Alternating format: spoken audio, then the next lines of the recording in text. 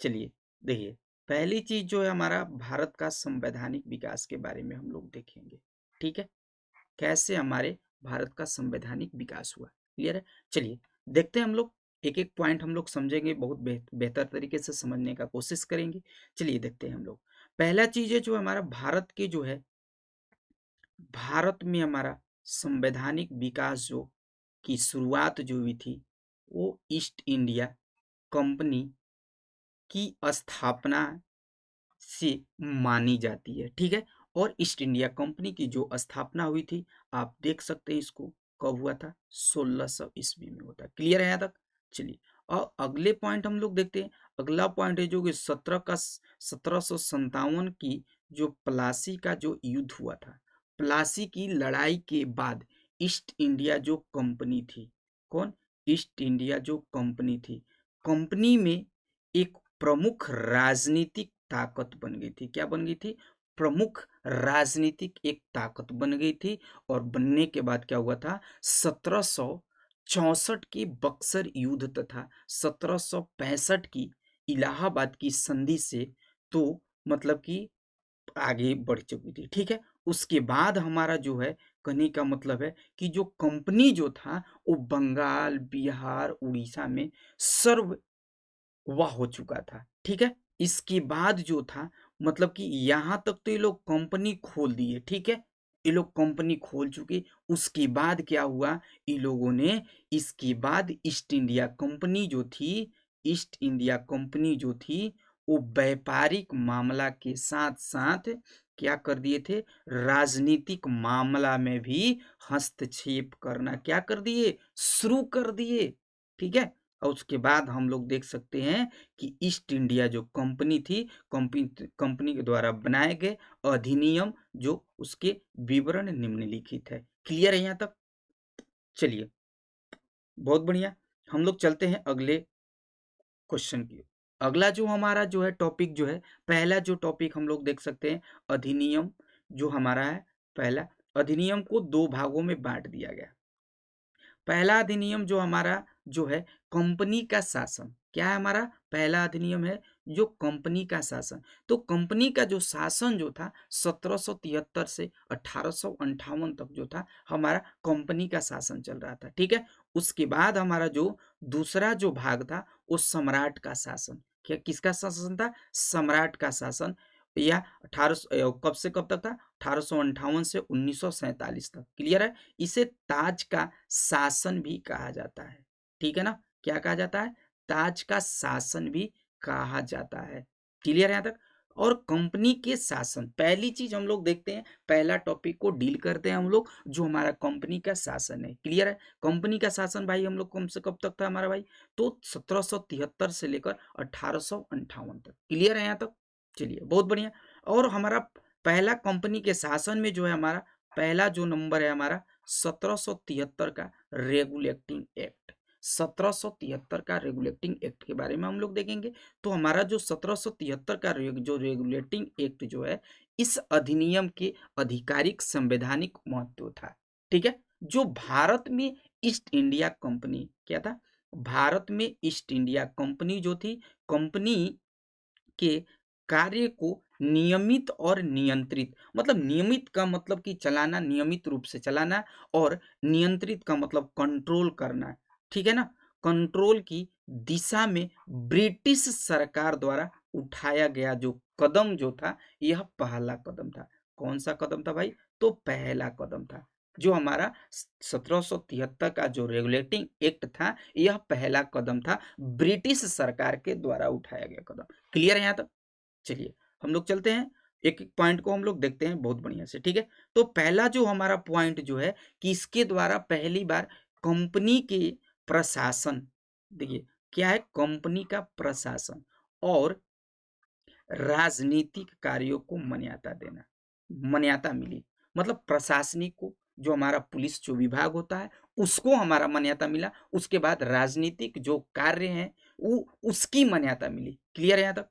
चलिए, उसके बाद हमारा जो है, इसके द्वारा भारत में केंद्रीय प्रशासन की नींव रखी गई। किसकी, कौन सी प्रशासन की नींव रखी गई भाई? तो केंद्रीय प्रशासन की जो थी वो नींव रखा गया किसके तहत? 1773 के रेगुलेटिंग एक्ट के तहत। क्लियर है यहाँ तक? चलिए बहुत बढ़िया।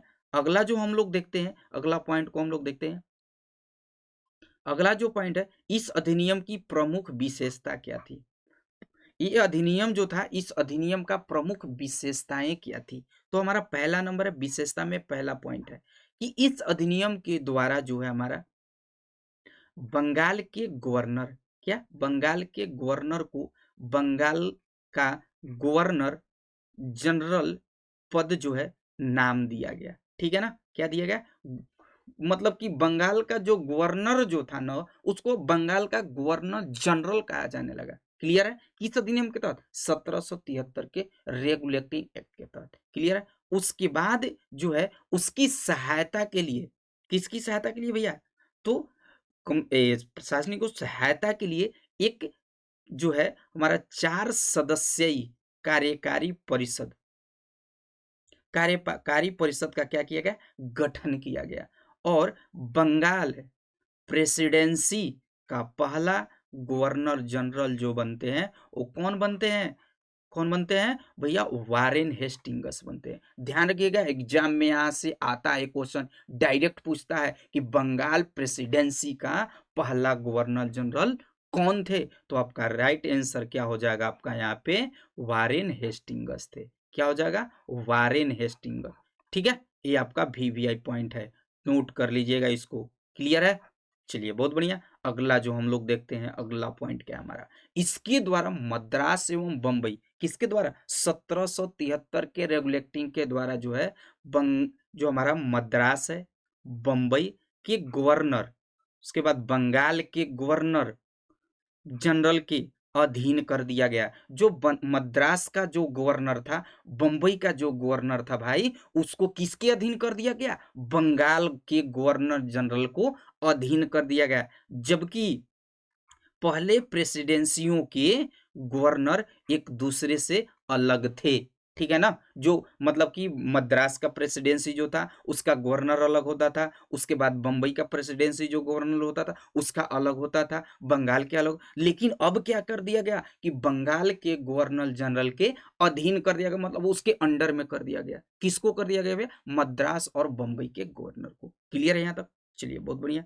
अगला पॉइंट हम लोग देखते हैं। तीसरा पॉइंट क्या है हमारा? बहुत ही इंपॉर्टेंट है, यहाँ से क्वेश्चन एग्जाम में पूछे जाते हैं बाबू। ठीक है ना? चलिए पहला जो हम तीसरा जो पॉइंट है हमारा, अधिनियम के अंतर्गत कलकत्ता में एक उच्चतम न्यायालय, किसका? उच्चतम न्यायालय की स्थापना किया गया। कब किया गया भैया? तो 1774 में किया गया था। कब किया गया? 1774 में किया गया। और जिसमें मुख्य न्यायाधीश और 3 अन्य न्यायाधीश थे। कितने थे?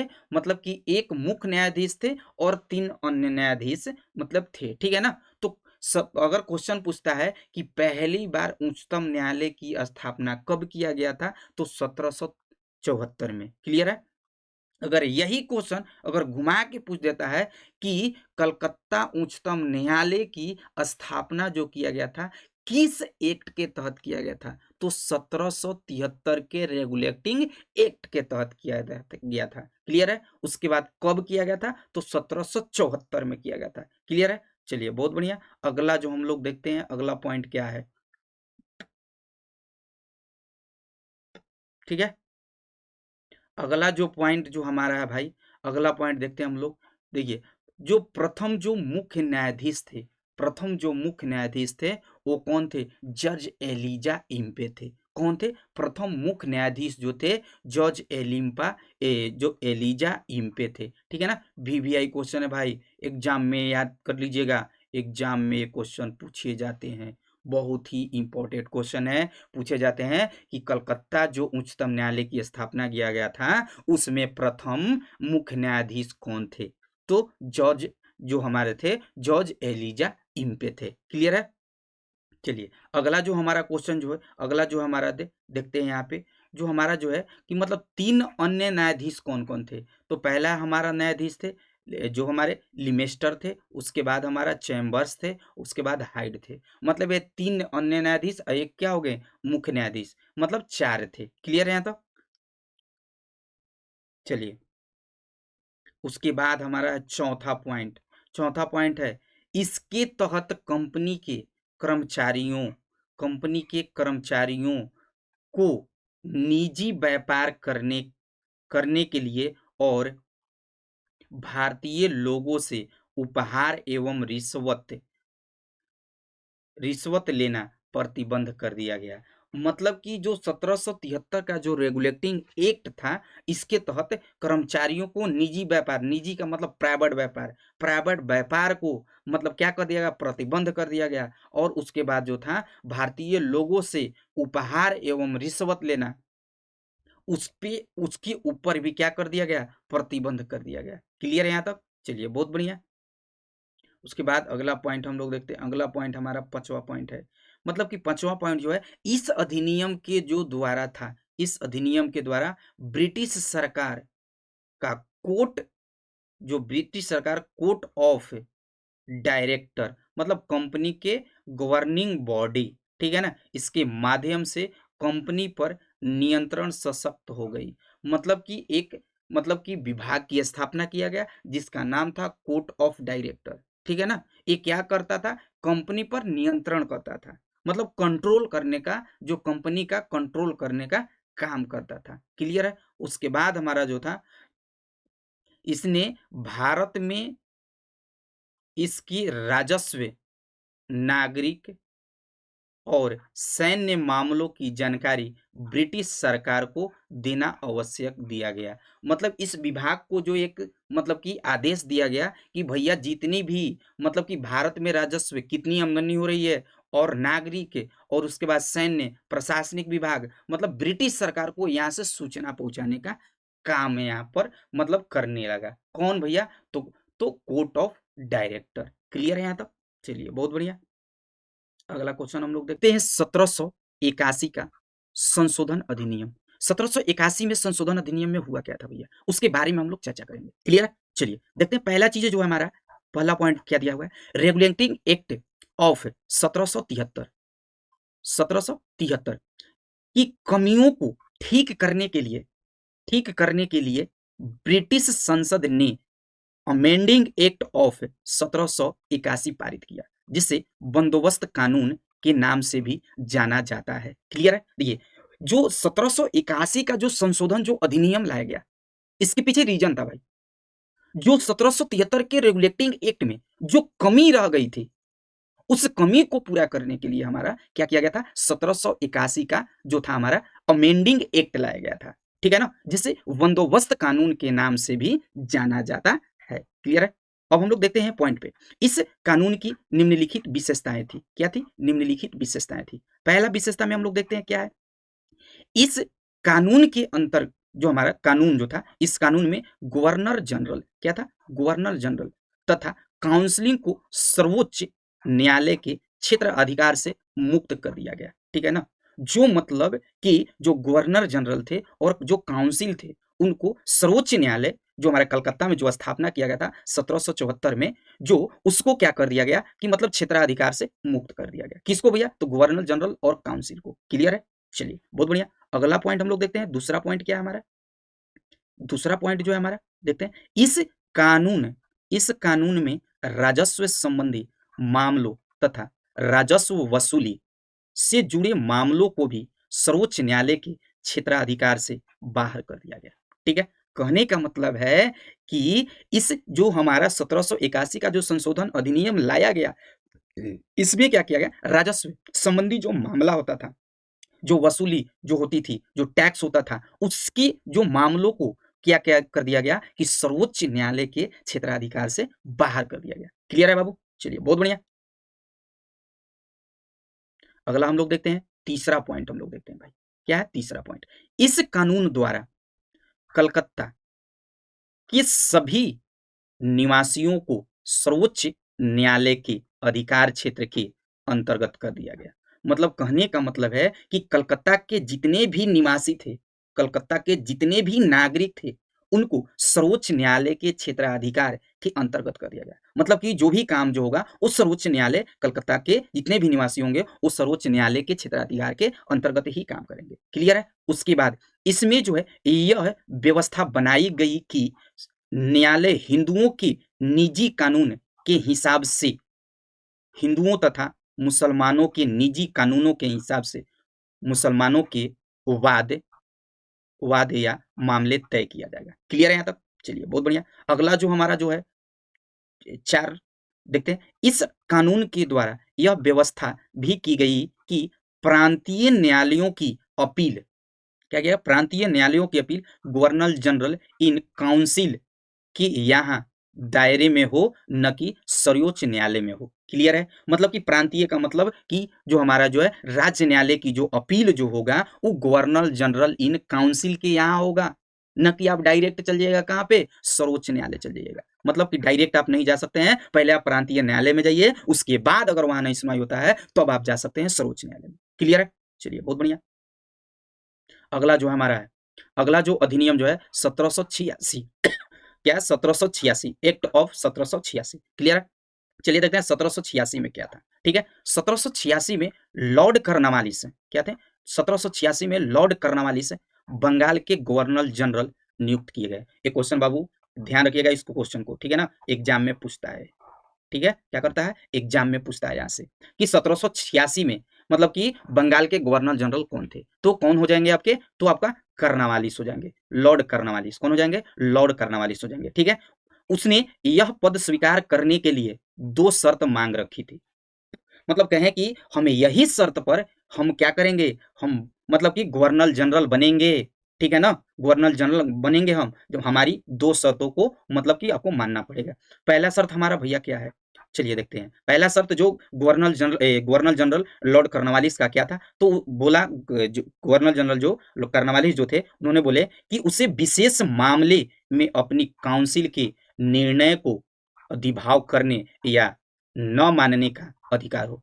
मतलब कहने का मतलब है काउंसिल के निर्णय को, जो भी काउंसिल निर्णय करेगा उसे मानना और न मानना वो हमारा मतलब रहेगा। कर्नवालिस का मतलब था भाई कि अगर कोई भी अगर काउंसिल है तो अगर कोई भी काउंसिल अगर निर्णय करता है, कोई बात पे अगर निर्णय लेती है तो उसको मानना और न मानना मेरा अधिकार रहेगा। ठीक है ना? चलिए उसके बाद दूसरा क्या था? दूसरा जो था उसे सेनापति, मतलब सेनापति या कमांडर इन चीफ पद भी दिया जाए। किससे भैया?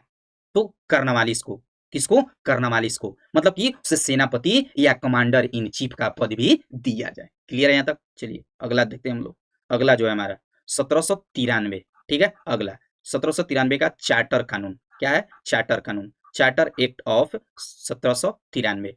इस जो कानून की निम्नलिखित विशेषताएं थी, ये जो हमारा 1793 का जो चार्टर जो कानून था इसकी निम्नलिखित मतलब विशेषताएं थी। पहला विशेषताएं में हम लोग देखते हैं, मतलब कि इसने लॉर्ड कर्नवालिस को दे दी गई, जो भी वो शर्त मांगे उनको दे दिया गया। क्लियर है? उसके बाद काउंसिल के निर्णय के ऊपर अधिभाव शक्ति को भविष्य के सभी गवर्नर जनरलों एवं प्रेसिडेंसी के गवर्नर तक विस्तृत कर दिया गया। मतलब कि जितने भी जो थे उनको कर दिया गया। मतलब कि जो कर्नवालिस जो मांग रखे थे जो भाई कि हमें कमांडर इन चीफ दिया जाए, और उसके बाद बोले थे कि जो भी हमें मतलब कि जो काउंसिल जो निर्णय लेगा उसके ऊपर मानना और न मानना मेरा अधिकार रहेगा। तो क्या कर लिया गया? मान लिया गया, उनके शर्तों को मान लिया गया। ठीक है ना? और मानने के बाद मतलब ये जो निर्णय के ऊपर अधिभाव का शक्ति भविष्य के लिए, मतलब आगे के लिए, मतलब सभी गवर्नर जनरलों एवं प्रेसिडेंसियों के गवर्नरों तक का विस्तृत कर दिया गया, में विस्तार कर दिया गया। क्लियर है यहाँ तक? चलिए अगला पॉइंट हम लोग देखते हैं। अगला पॉइंट है कि इसने गवर्नर जनरल को अधीनस्थ अधीनस्थ बॉम्बे मद्रास प्रेसिडेंसी की सरकार के ऊपर अधिक नियंत्रणकारी शक्ति प्रदान की गई। मतलब कि कौन कौन सी प्रेसिडेंसी को अधिक नियंत्रणकारी शक्ति प्रदान किया गया भैया? अधिक शक्ति दिया गया तो बॉम्बे और मद्रास को। किसको दिया गया? बॉम्बे और मद्रास को प्रेसिडेंसी को मतलब ऊपर अधिक नियंत्रण मतलब कंट्रोल करने का शक्ति दिया गया, पावर दिया गया। क्लियर है? अगला हम लोग देखते हैं तीसरा, इसने भारत पर व्यापार के एक अधिकार को अगले 20 वर्षों की अवधि मतलब समय के लिए बढ़ा दिया गया। जैसे कहने का मतलब जो है, जैसे पहले चल रहा था हमारा 1773, 73 के बाद 81 आया, ठीक है ना? उसके बाद हम देख सकते हैं 86 भी आया, उसके बाद हमारा 93 भी आया, क्लियर है? तो 93 के बाद क्या कर दिया गया कि अब भैया जो अगला जो अधिनियम आएगा, मतलब 1793 के बाद जो हमारा नियम आएगा, वो 20 वर्ष ऐड करके आएगा, ठीक है ना? तो कब आएगा भैया? तब हमारा आएगा, आप जोड़ सकते हैं 1813 में आएगा, ठीक है ना? 20 वर्षों के लिए एकाधिकार जो है बढ़ा दिया गया। क्लियर है यहाँ तक? चलिए अगला जो क्वेश्चन है, अगला जो हमारा है, इसने व्यवस्था दी गई, इसमें व्यवस्था दिया गया कि बोर्ड ऑफ कंट्रोल के सदस्य तथा उनके कर्मचारियों को भारतीय राजस्व में से ही भुगतान किया जाएगा। मतलब जो बोर्ड ऑफ कंट्रोल के जितने भी सदस्य थे और उनके जो कर्मचारी थे, उनको जो वेतन वगैरह जो दिया जाएगा, किससे दिया जाएगा? भारतीय राजस्व से दिया जाएगा भाई। भारत में जो भी राजस्व आएगा, उसी से उनको पेमेंट किया जाएगा। क्लियर है?